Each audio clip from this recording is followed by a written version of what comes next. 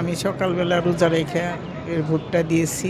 অভূতপূর্ণ মানুষের সাড়া দিচ্ছে, মানুষ সবাই রাস্তায় নেমে এসেছে। গণতান্ত্রিক চর্চা হওয়ার পথেই দেশটা আগাচ্ছে আশা করি। আমার ফার্স্ট ভোট দিলাম আমি আজকে, অবশ্যই ভালো লাগছে। আমি চাই যে এমন দুর্নীতি মুক্ত একটা বাংলাদেশ হোক, যেখানে সব ছেলে মেয়ে নারী পুরুষ যেটাই হোক সবাই যাতে শান্তিতে থাকতে পারে। ভোট দিতে ভালোই লাগলো।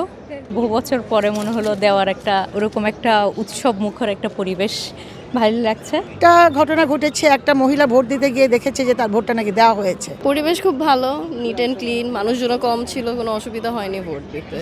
বনানীটা পুরোটা ঘুরে ঘুরে এসেছি এখানে দেখার জন্য আসলে পরিবেশটা কিরকম। অভূতপূর্ণ মানুষের সাড়া দিচ্ছে, মানুষ সবাই রাস্তায় নেমে এসেছে। আমি সকালবেলা রোজা রেখে এর ভোটটা দিয়েছি। তো আমি চাই যে এরাই পাশ করুক, আমি যাকে পছন্দ করি। সকাল থেকে ভোটের অনেক জমজমাট পরিবেশ ছিল।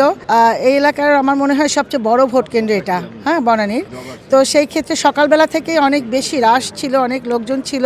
আমরা কোনো কিছুতে এখন আমাদের শান্তি নাই, সম্মান নাই, মেয়েদের কোনো কিছুই নাই আমাদের।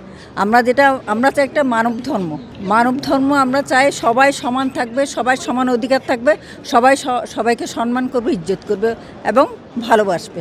ভোটার উপস্থিতিতেও অনেক ভালো ছিল। জানেন তো, গত 17 বছরে জনগণ ভোট দিতে পারে নাই। ফ্যাসিস্টের অত্যাচারে আসলে ঠিকমতো প্রপারলি গণতান্ত্রিক চর্চাটাও হয় নাই, আর ভোটটাও ঠিকমতো হয় নাই। তো এবার ওই চর্চাটা, গণতান্ত্রিক চর্চা হওয়ার পথেই দেশটা আগাচ্ছে আশা করি। আমি দেখেছি আমার মার বয়স 78, আমার মা সে অনেক আগে বের হয়ে গেছেন ভোট দেওয়ার জন্য। এবং আমি দেখেছি অনেক মহিলারা যারা আমার মার বয়সী বা আমার দাদা দাদি এরকম, তারা কাঁধে ভর দিয়ে সবাই ভোট দিতে আসছে।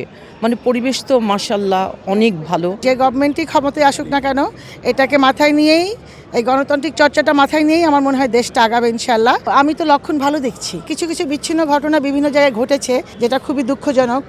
কোনো একটা পার্টি যেটা টাকার বিনিময়ে ভোট কেনা বা জাল ভোট বা অনেক রকমের ক্রাইমের সাথে জড়িত হয়ে পড়েছে, এটা আমরা আশা করি নাই ইনশাল্লাহ।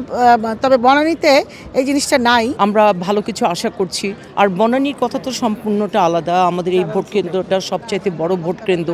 এখানকে বনানীর মানুষ বা গুলশানের মানুষ, এখানকার পরিবেশটা ডিফারেন্ট। দু একটা বিচ্ছিন্ন ঘটনা ছাড়া আল্লাহ সব কিছুই ঠিক মতো চলছে। সেনাবাহিনী, তারপরে যত রকমের প্রশাসন, সব কিছুই ভালো, সুন্দর ভোট দিয়েছি, কোনো অসুবিধা নেই। একটা ঘটনা ঘটেছে, একটা মহিলা ভোট দিতে গিয়ে দেখেছে যে তার ভোটটা নাকি দেওয়া হয়েছে। তো এটার কমপ্লেইন করা হয়েছে, এটা হয়তো বা তদন্ত হবে। উৎসব মুখর পরিবেশে ভোট চলছে, ভোট হচ্ছে।